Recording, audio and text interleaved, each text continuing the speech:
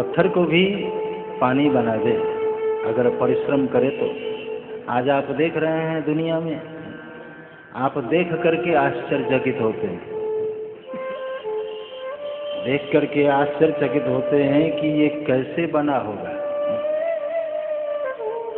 और बनाने वाला बना रहा है, उसने संकल्प किया है कि हमने बनाना है, और जिसके संकल्प में दृढ़ता होगी वो निश्चित रूप से बना ले जाएगा। और मैं तो यही कहूँगा कि मरने से पहले कुछ बना के जाओ,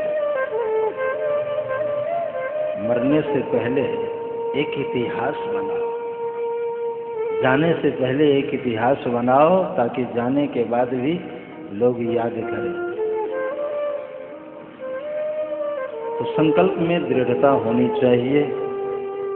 यदि ईश्वर पाने का संकल्प किया आपने कि हमें ईश्वर से मिलना है, तो जरूर मिलेंगे।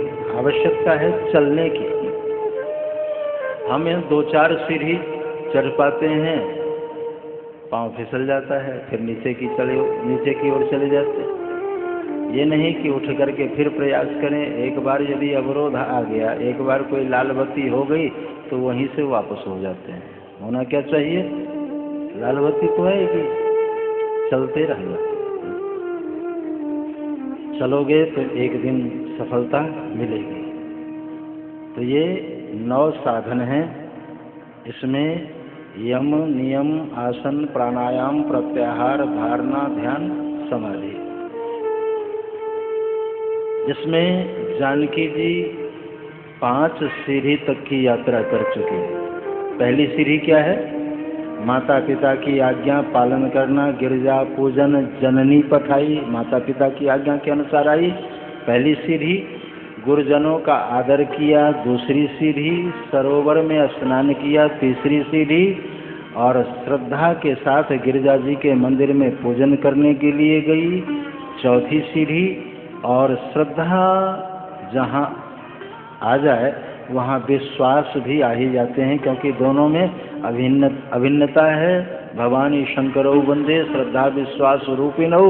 और ये 5 सीढ़ी जब पार कर लेते हैं तो अपने आप कोई न कोई गुरु मिल जाता है। तो गुरुदेव अगर मिल जाए तो गुरुदेव से ईश्वर के विषय में जानकारी प्राप्त करना, ईश्वर के विषय में जानकारी प्राप्त करना कि वो कैसे हैं। और जो देखा है वो बता रहा है। फिर भी बताने के बाद गुरु कहते हैं कि हमने जितना कहा है वो कम है, वो उससे भी अधिक है, क्योंकि हमारी बुद्धि सीमित है और परमात्मा का स्वरूप असीम है।